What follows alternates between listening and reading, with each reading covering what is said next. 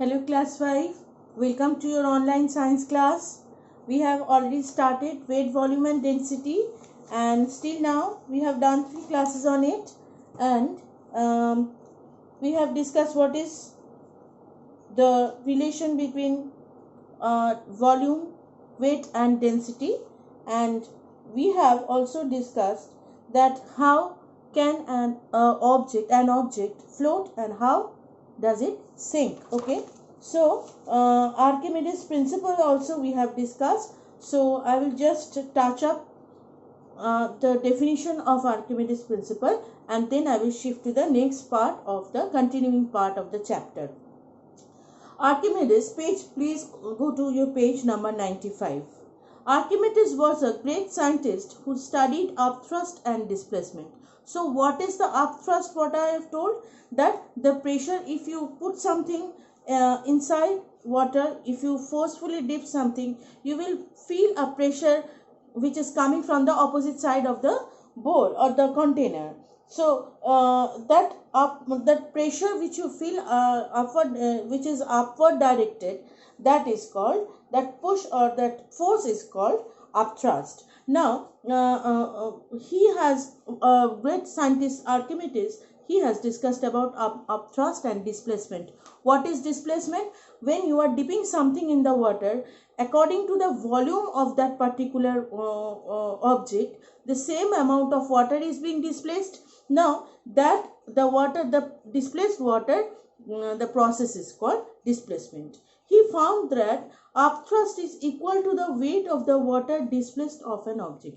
So upthrust means the pressure which is coming from the downward, and the displaced amount of displaced water is the amount of water which is being displaced by the particular object which is being dipped on the water. So they are equal. This is known as Archimedes principle. Now for greater explanation, we will continue. Suppose a brick and a piece of wood. Please listen very carefully. This part is very important.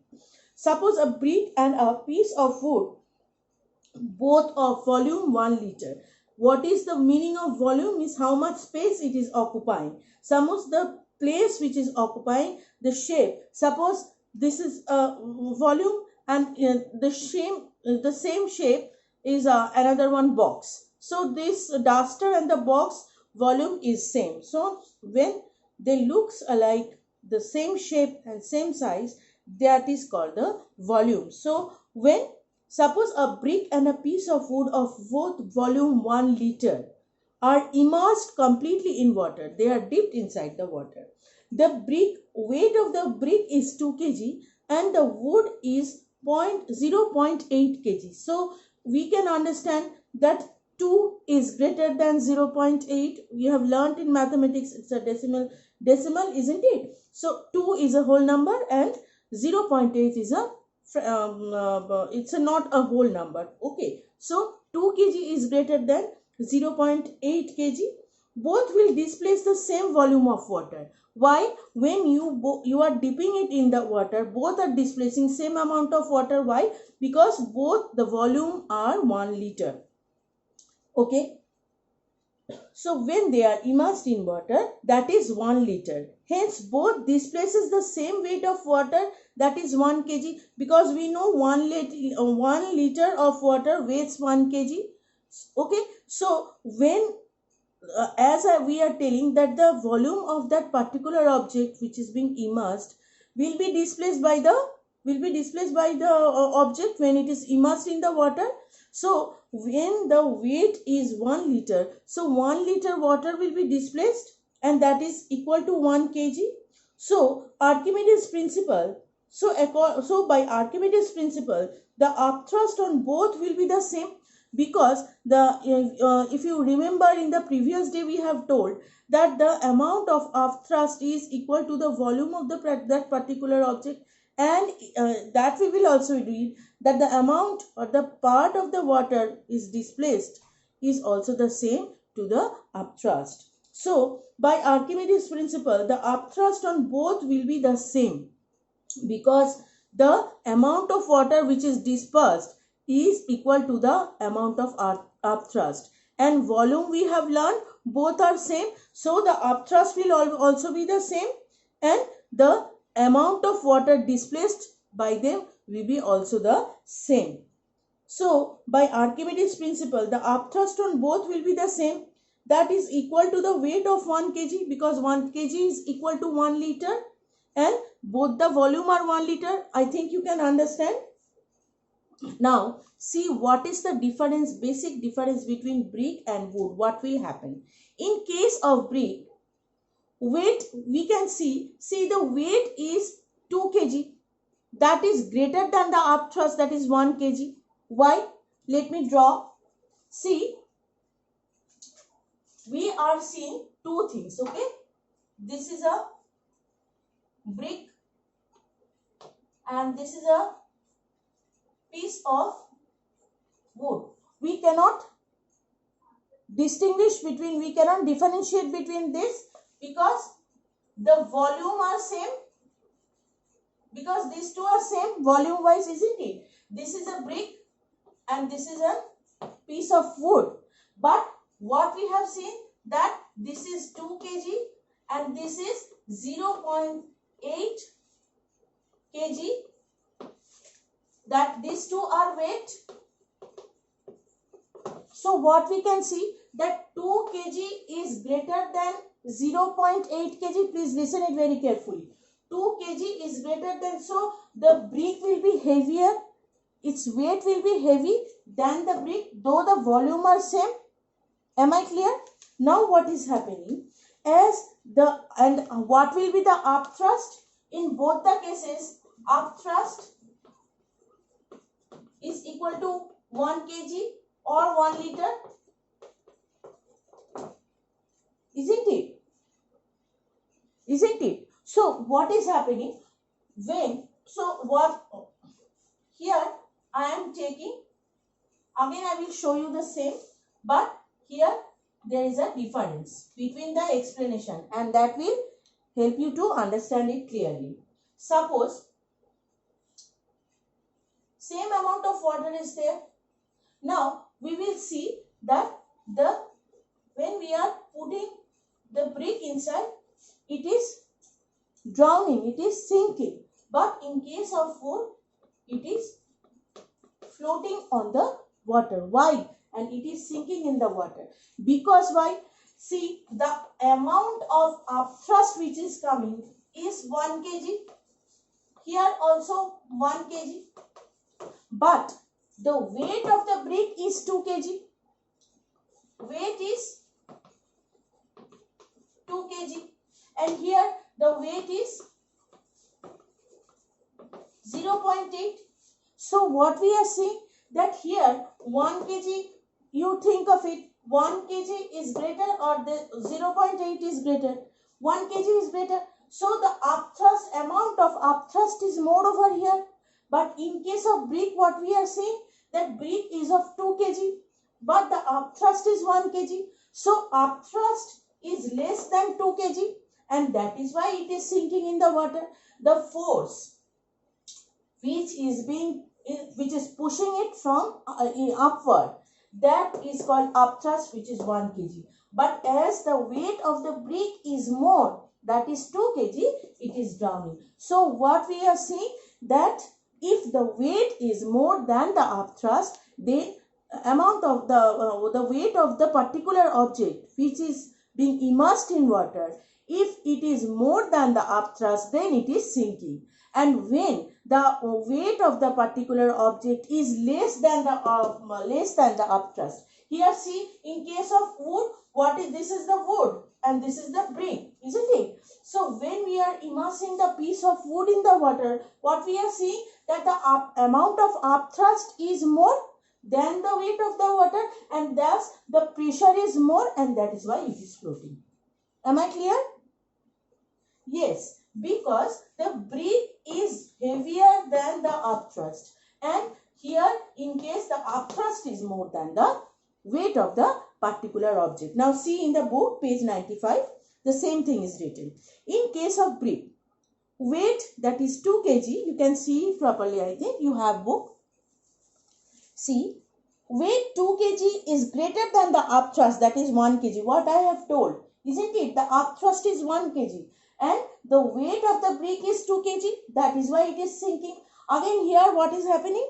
So in case the brick sinks, and what we are seeing in case of the wood, weight that is 0.8, what is happening? 0.8, upthrust is 1 kg. See, in both the cases, as I have told you, that both the cases the weight upthrust will be same as the volume of the both are 1 liter. So 1 liter is being displaced by the particular object, and the upthrust is also 1 kg, and thus see what is happening, the weight is less than the upthrust, that is upthrust is more, means the force which is coming from down upward, it is more, and thus it is floating, and thus the wood floats. I think you have understood. So the rule for floating and sinking according to Archimedes principles are, if the weight of an object is more than the upthrust, as I have told you, the object sinks in the water because it is heavier and it is going down in the water because the upthrust is less. And when the opposite is happening, if the upthrust is more than the weight of the, means what, it is a lighter one, something, if something light is given, is dipped in the water, what will happen? The force will be more because the weight is less, and thus it is floating. If the upthrust is more than the weight of an object, the object floats in water. I think you have understand. Now there's another question which is very much interesting. This part we will do today. Why does a ship float? Now see, ship is a huge one, isn't it? It means we cannot, if any one of you have seen, then it is okay. But we just cannot imagine how big it can be. So being so heavy, being so loaded, how it is floating in the water. Now see, there's something very interesting. Can I rub the board?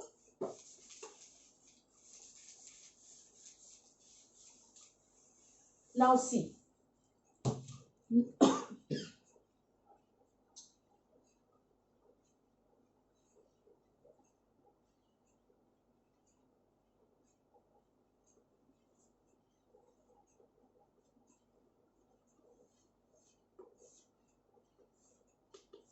Suppose this is a big ship. Now first let's read. A ship is made of iron, but it still floats in the water. Why? This is because of its shape. Ship is hollow. When the ship is in the water, the entire volume of the ship, including the hollow portion, displaces the water to make space for itself. Thus, the volume of the water displaced is much more than the volume of the iron of the ship. Okay. So, according to Archimedes' principle, the upthrust is also very high, more than the height. So, the upthrust is also very high, more than the weight of the ship. Therefore, the ship floats in water. Now, this is very interesting. See what is happening. See, even this, what happens in case of ship, this part is totally hollow, isn't it? There is nothing inside it.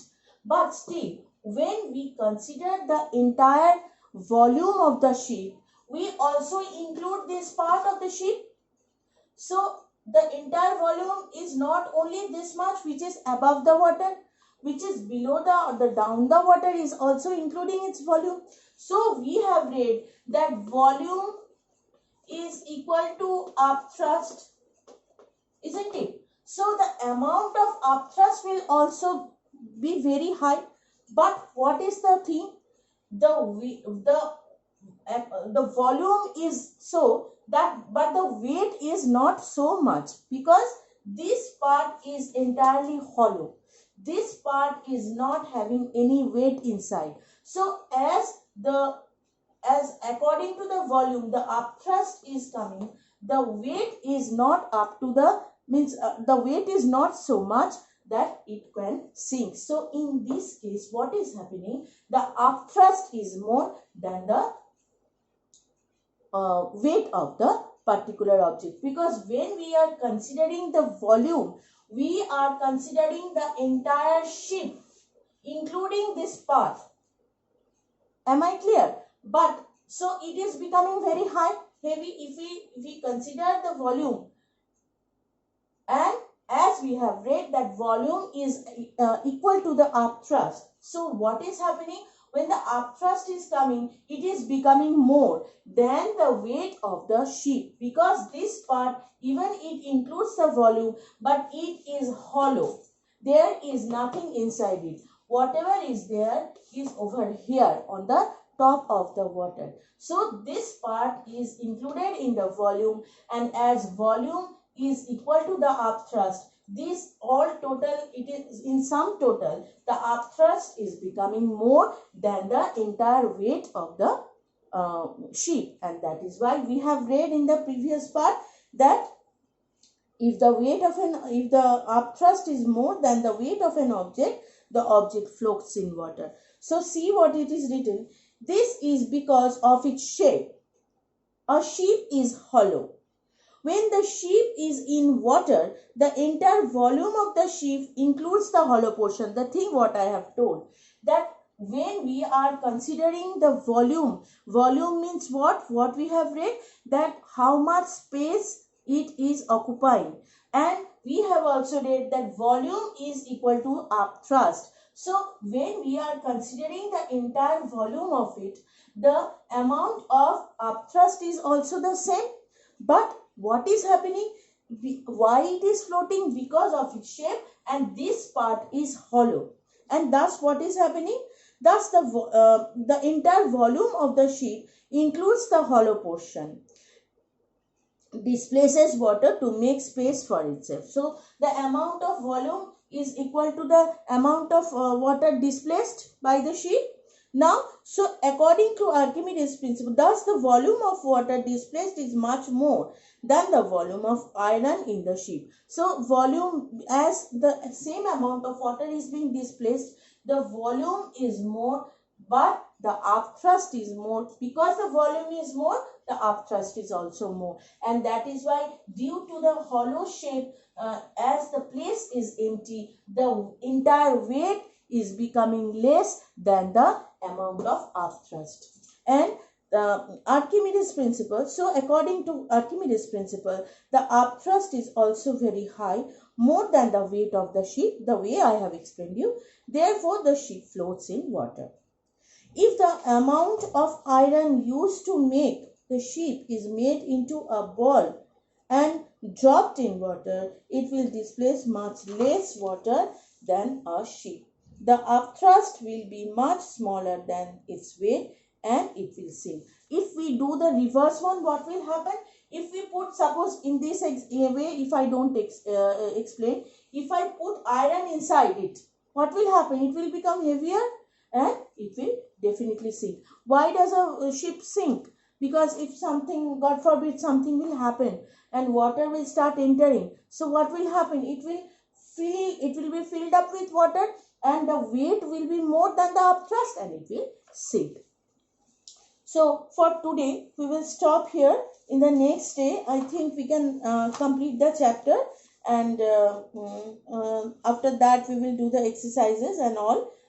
So that is for today. If you get any problem, please let me know. Thank you.